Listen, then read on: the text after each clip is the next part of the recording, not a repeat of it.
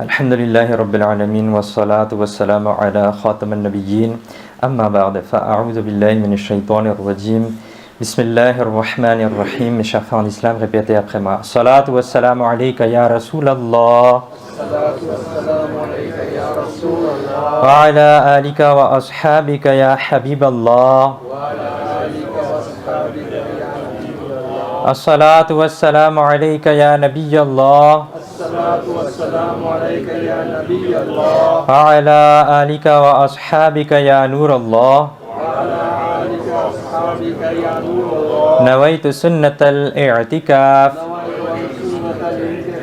J'ai fait l'intention du nafl i'tikaf, de la retraite spirituelle, en rentrant dans la mosquée.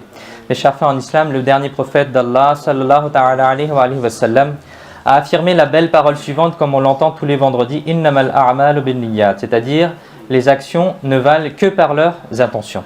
Donc avant d'écouter le discours, avant d'écouter le béyan d'aujourd'hui, essayons de faire de bonnes intentions. Formulons les intentions suivantes, que j'écouterai le discours de ce vendredi, du début à la fin, afin d'obtenir l'agrément d'Allah Azza wa Jal, afin d'obtenir les récompenses et afin d'augmenter mes connaissances religieuses. Afin d'éviter de gaspiller les barakas de ce discours, j'essaierai de rester concentré sur ce qui est dit et éviterai de regarder à droite ou à gauche ou de jouer avec mon doigt par terre ou avec mes affaires pour éviter de perdre les barakas de ce discours. Et j'essaierai de transmettre ce que j'aurai entendu et retenu aux autres, Inch'Allah Azza wa Jal. Mes chers frères en islam, il y a beaucoup de barakah, beaucoup de bienfaits à réciter les prières sur notre noble et bien-aimé prophète sallallahu ta'ala alayhi wa sallam. Parmi celles-ci, il est rapporté que le dernier prophète d'Allah Azza wa Jalla wa sallallahu ta'ala alayhi wa sallam a affirmé: celui qui prie sur moi avec amour et passion 3 fois dans la journée et 3 fois durant la nuit, Allah Azza wa Jal lui pardonnera ses péchés de ce jour-là et de cette nuit-là. Subhanallah. Combien de temps ça prend? 3 fois dans le jour, 3 fois dans la nuit.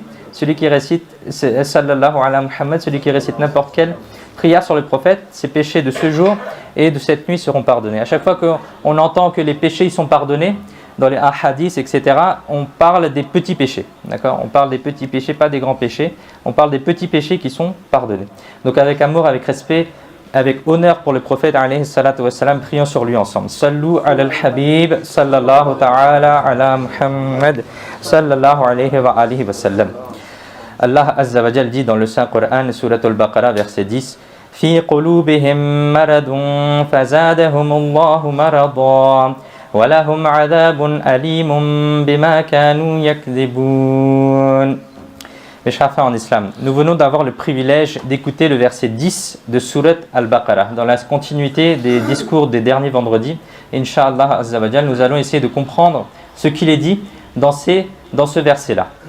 Dans cette partie de Surat al-Baqarah, il y a 13 versets dans lesquels les mauvaises actions et les défauts des hypocrites, c'est-à-dire des munafiqin, sont mentionnés, afin que les musulmans les reconnaissent et puissent toujours se préserver d'eux et de leur mauvais caractère et de leurs mauvaises habitudes.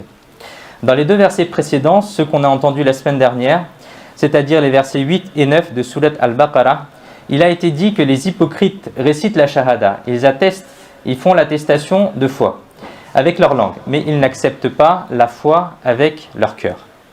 Ils sont tellement mauvais qu'ils essayent de tromper Allah Azza wa Jal. Ils essayent de tromper, de berner, de leurrer Allah Azza wa Jal ainsi que son prophète bien-aimé sallallahu ta'ala alayhi wa sallam, ainsi que les croyants. Mais ils ne savent pas qu'il n'est pas possible de tromper Allah Azza wa Jal et son prophète alayhi salatu wa salam.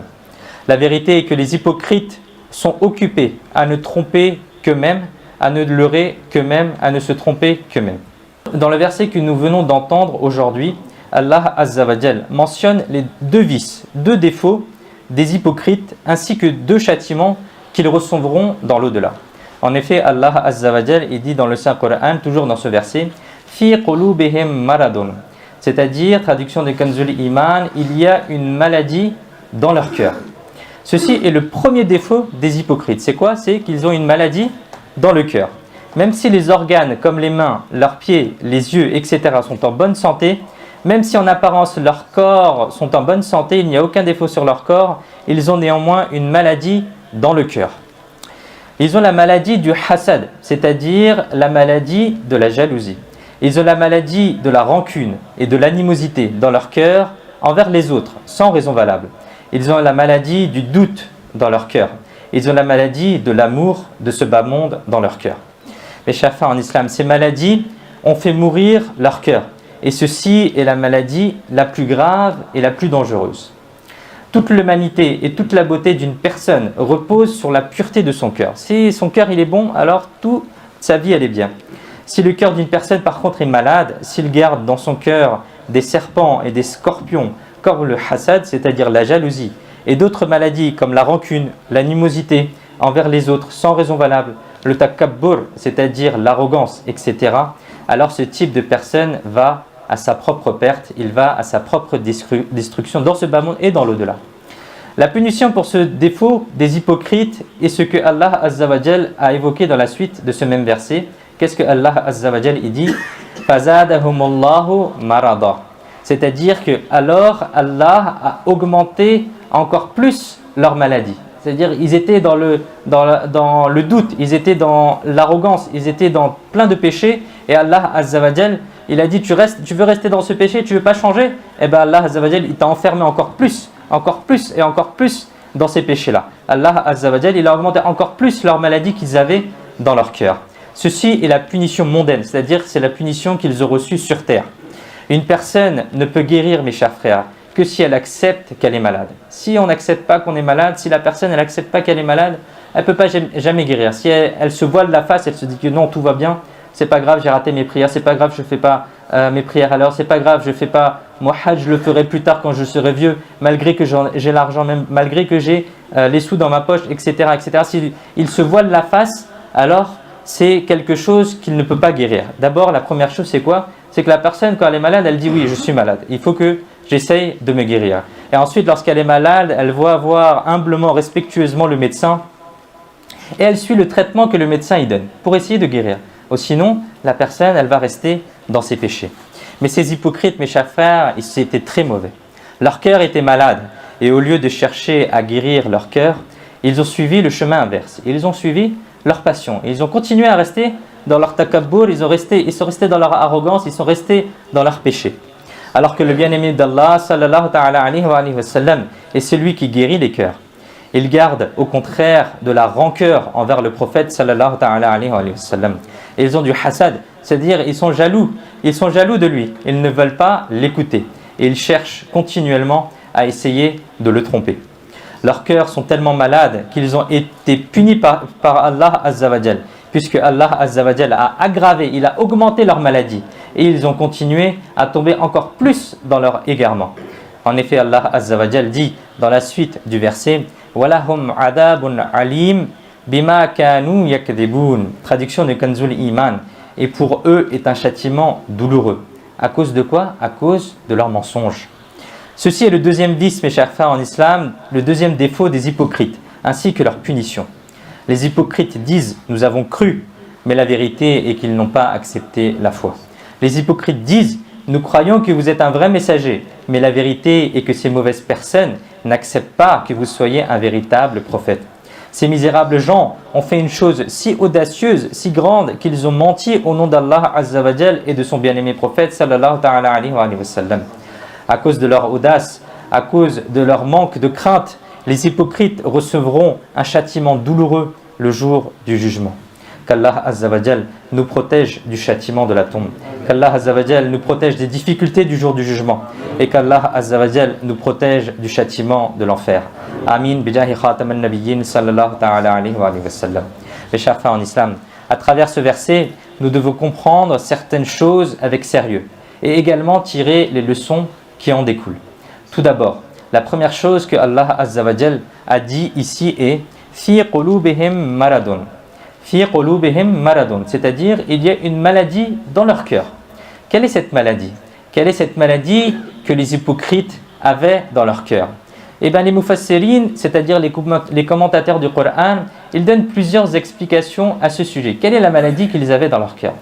La première chose, c'est que de nombreux mufassirin, c'est-à-dire de nombreux commentateurs du Coran, disent que la maladie du cœur des hypocrites mentionnée dans ce verset est le doute, c'est l'incertitude.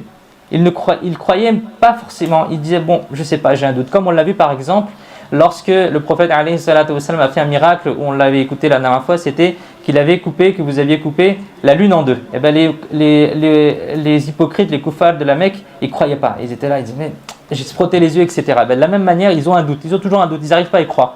Ils disent bon, je ne sais pas si c'est vrai, etc. Ça, c'est la première maladie que les mufassirines ont dit. C'est-à-dire que ce verset-là fait référence à la première chose qui est le doute. C'est-à-dire que les hypocrites étaient dans le doute. Ils ne croyaient pas pleinement ni en Allah, ni en son prophète alayhi salatu wassalam, et ni dans les paroles bénies qui leur étaient données. Ils avaient l'habitude d'être toujours dans l'hésitation. Bon, je ne sais pas si c'est vrai. À cause de ces doutes, la foi n'a pas illuminé leur cœur. Et de ce fait, le sentiment de lâcheté n'a fait qu'augmenter dans leur cœur. Et ils n'ont pas arrêté d'échouer dans tous les domaines, que ce soit dans cette vie ici-bas et dans l'au-delà.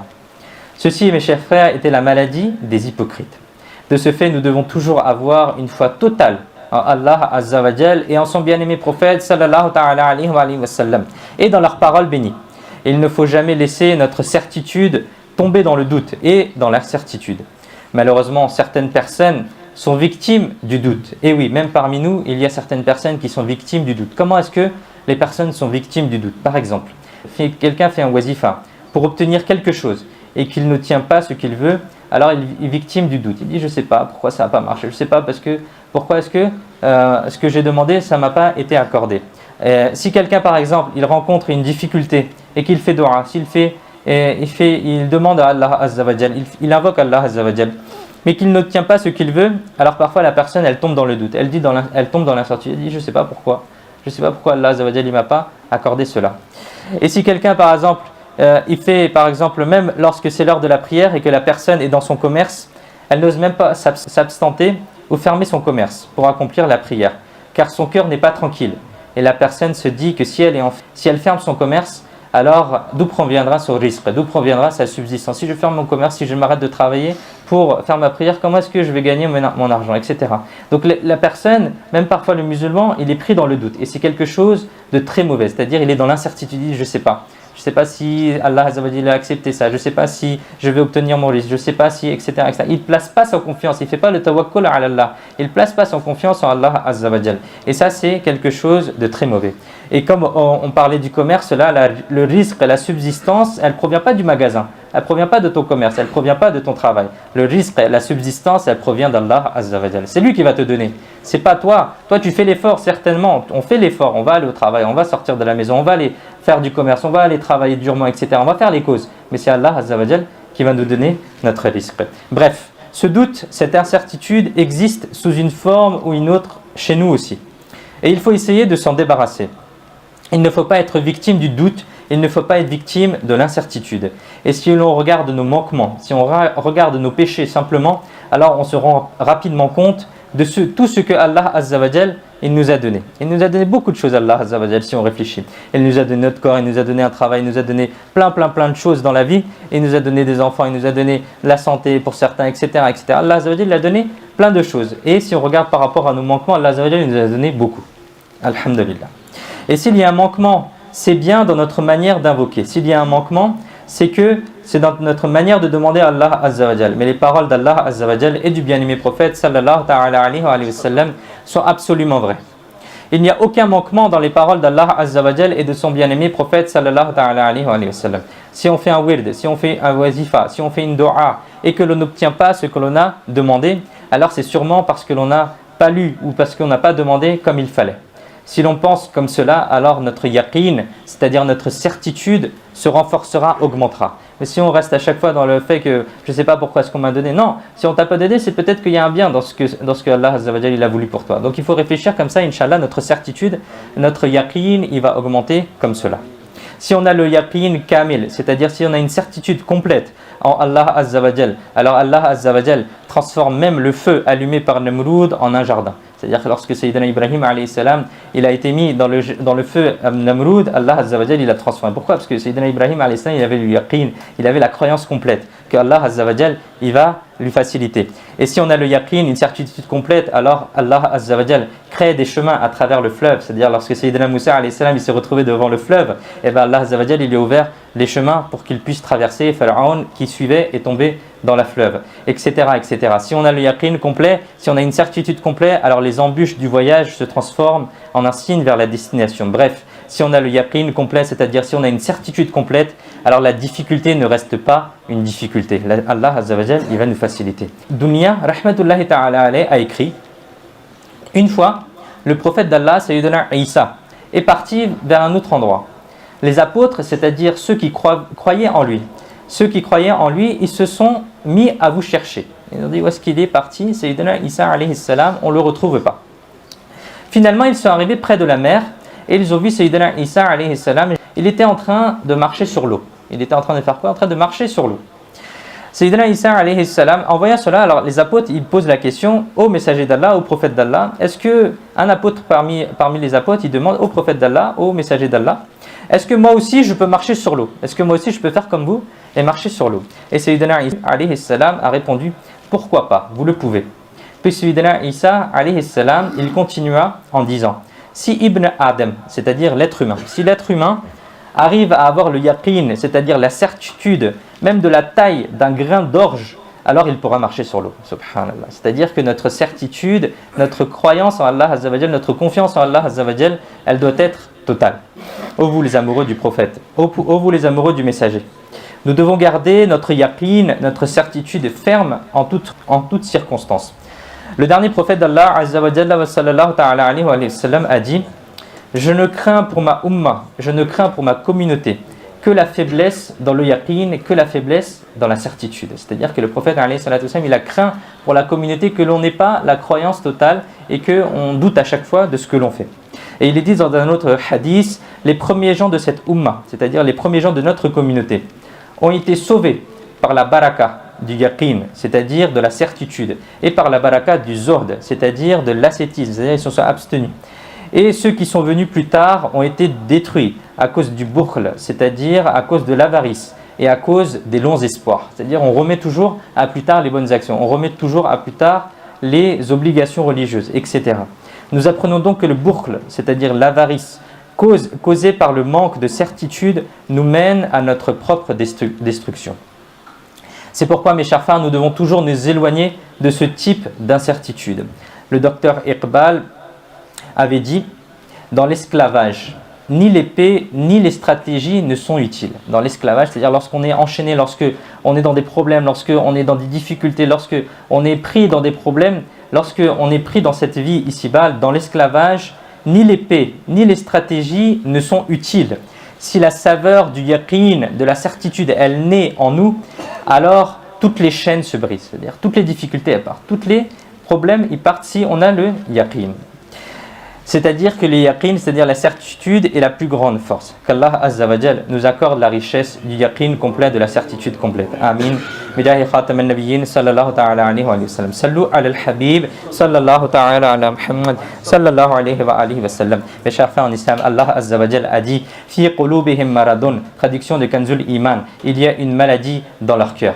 Quelle est cette maladie? Certains autres commentateurs, ils disent qu'il s'agit là du hasad. C'est-à-dire, certains ils disent c'est le doute, c'est-à-dire on doute, on n'a pas la certitude. Et dans une autre partie des mufassirin, ils disent qu'il s'agit là du hasad, c'est-à-dire de la jalousie. Les hypocrites étaient victimes du hasad, c'est-à-dire de la jalousie. Ils étaient tristes de voir la gloire et le succès de notre bien-aimé prophète sallallahu ta'ala alayhi wa sallam. Ils étaient tristes de voir l'avancée de l'islam. Ils étaient tristes de voir la victoire des musulmans. Allah Azza wa Jal dit dans le Saint-Coran, Surat Ali Imran, verset 120, traduction de Kanzul Iman: qu'un bien vous touche, il s'en afflige. C'est-à-dire si un bien il vous touche, ô vous les musulmans, les hypocrites, ils ne sont pas contents, ils sont tristes, ils sont affligés. Et si un mal vous atteint, ils s'en réjouissent. Ceci est la maladie du hasad, c'est-à-dire de la jalousie, qui a empêché les munafiqin, c'est-à-dire les hypocrites, d'accepter la foi avec leur cœur. Ils ont donc été privés de la véritable foi et ainsi destinés à l'enfer pour toujours.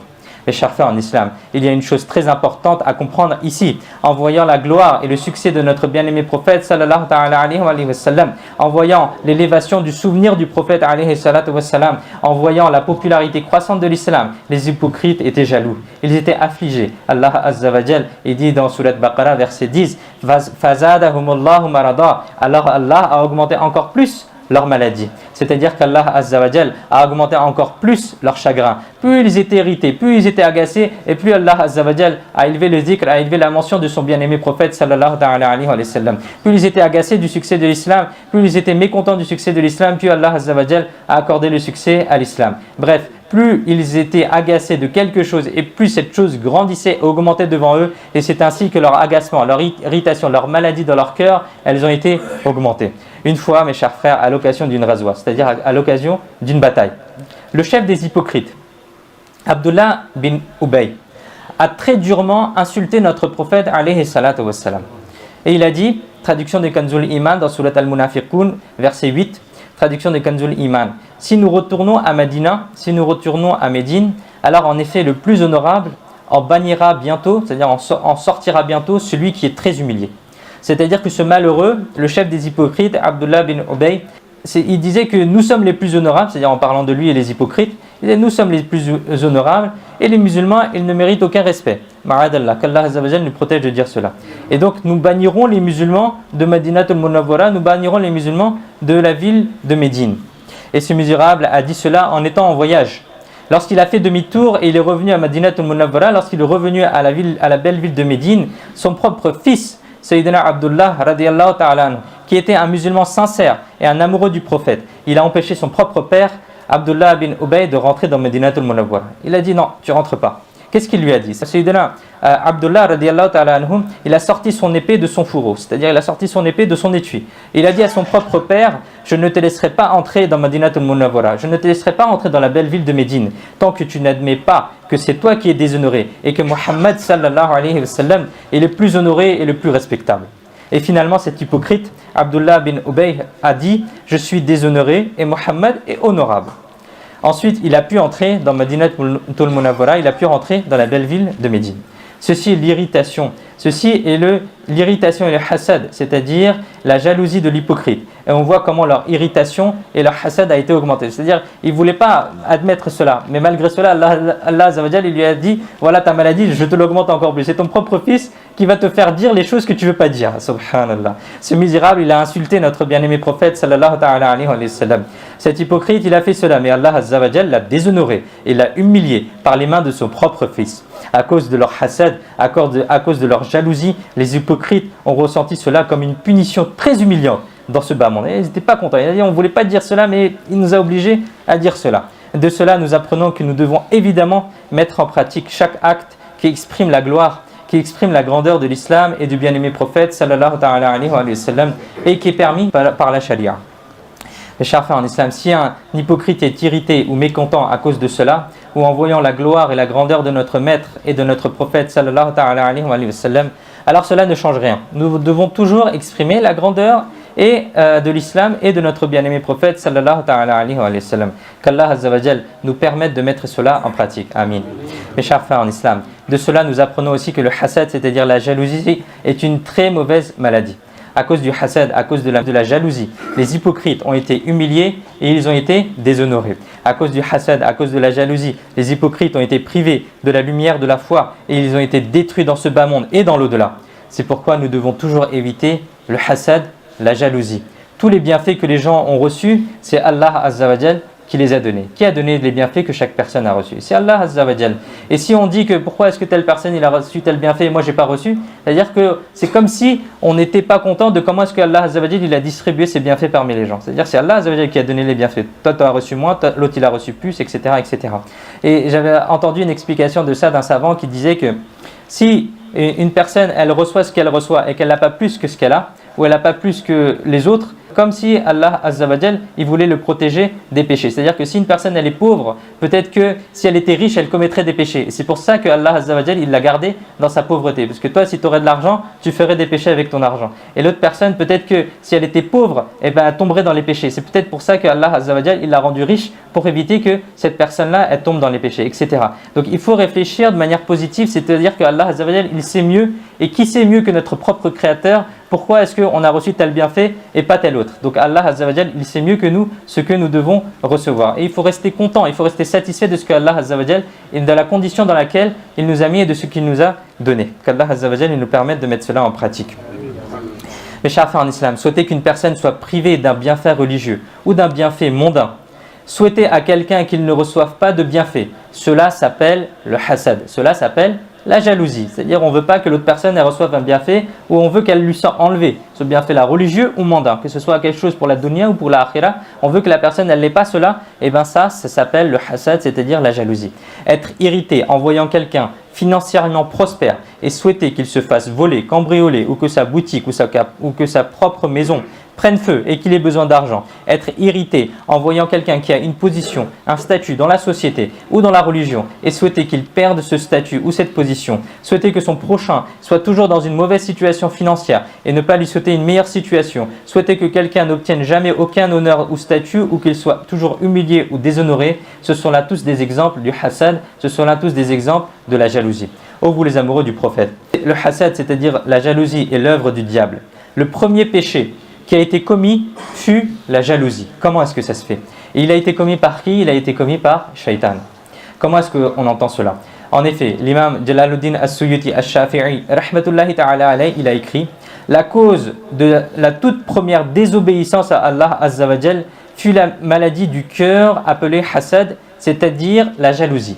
En effet, Shaitan a commis du hasad. Shaitan a été jaloux envers notre père Sayyidina Adam alayhi salam.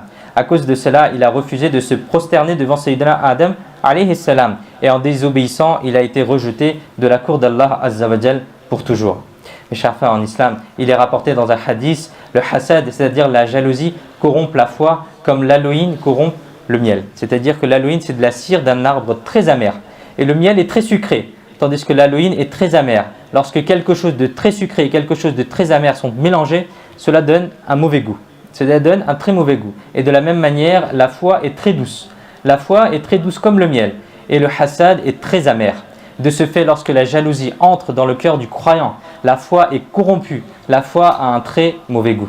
Et il est dit dans un autre hadith, la foi et la jalousie ne peuvent s'accumuler dans le cœur d'un croyant. C'est-à-dire, soit tu as la foi, soit tu as la jalousie dans le cœur. C'est-à-dire que comment est-ce que c'est dangereux, la jalousie, et comment c'est dangereux d'être jaloux. Allahu Akbar, mes chers frères en islam. Ce hadith indique que celui qui a du hasad, de la jalousie dans son cœur, il n'est pas improbable que cela lui détruise sa foi avant sa mort. L'imam Muhammad bin Muhammad al-Ghazali, rahmatullahi ta'ala alayhi, il a écrit que Sayyidina Fudail bin Iyad, rahmatullahi ta'ala alayhi, il avait un disciple dont les dernières heures approchaient. C'est-à-dire que son disciple, il allait bientôt mourir. Vous êtes alors allé à sa rencontre, et lorsque vous vous êtes assis à côté de lui, vous avez commencé à réciter devant lui Surat Yasin. Vous avez commencé à réciter Surat Yasin, c'était ces derniers moments. Son professeur, Sayyidina Fudail bin Iyad, rahmatullahi ta'ala alayhi, il a commencé à réciter du Coran. Son disciple dit alors: arrêtez de lire cela. Puis vous avez conseillé à votre disciple de lire la shahada. Puis Sayyidina Fudail bin Iyad, rahmatullahi ta'ala alayhi, a dit: il ne veut pas écouter le Coran, je vais lui dire de réciter la shahada, c'est ces derniers moments. Mais le disciple lui répondit: je ne lirai jamais cette shahada, je renie cela. Puis il mourra sur ces derniers mots. Allah Akbar, qu'Allah Azza wa Jal nous préserve d'une mauvaise mort. Sayyidina Fudail bin Iyad, rahmatullahi ta'ala alayhi, a été très choqué par la mauvaise fin de son disciple. Et pendant 40 jours, vous n'avez pas arrêté de pleurer à cause de cela. Après 40 jours, vous avez rêvé un jour que des anges étaient en train de traîner par terre votre même disciple pour l'emmener où? Pour l'emmener en enfer. Allah Akbar. Vous avez demandé à votre disciple: pourquoi ta foi t'a-t-elle été enlevée? Pourquoi au dernier moment de ta vie, tu avais fait de bonnes choses dans ta vie? Et pourquoi au dernier moment, tu as renié ta foi et tu es sorti de l'islam? Il répondit, toujours dans le rêve: j'avais 3 vices, j'avais 3 défauts en moi. C'est à cause d'eux que cela m'est arrivé. C'est à cause d'eux que je ne suis pas mort sur l'islam.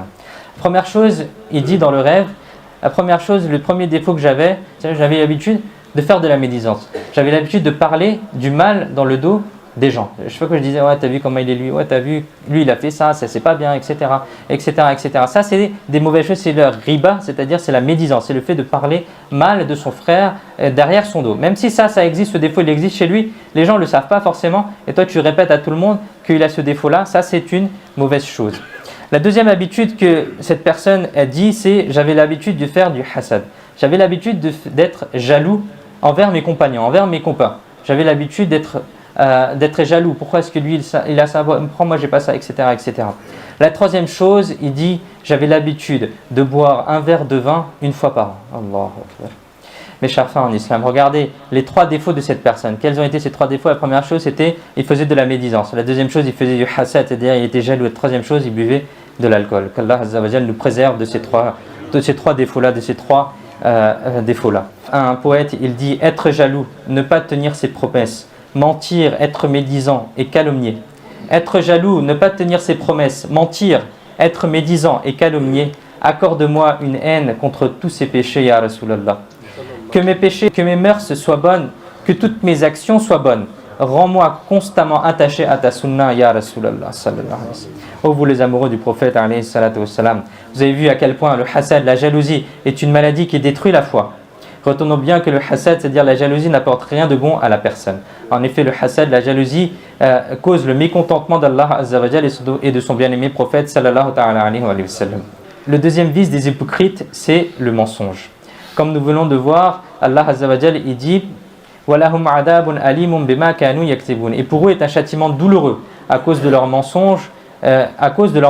Nous apprenons donc que dire des mensonges est un crime très grave, car cela peut mener à un châtiment douloureux. Qu'Allah Azza wa Jal nous préserve de ces deux mots et qu'Allah Azza wa Jal nous permette de retenir ce que nous avons entendu. Amin. Bijahi khatam al-nabiyyin sallallahu ta'ala alayhi wa sallam. Sallu ala al-habib sallallahu ta'ala ala Muhammad sallallahu alayhi wa sallam.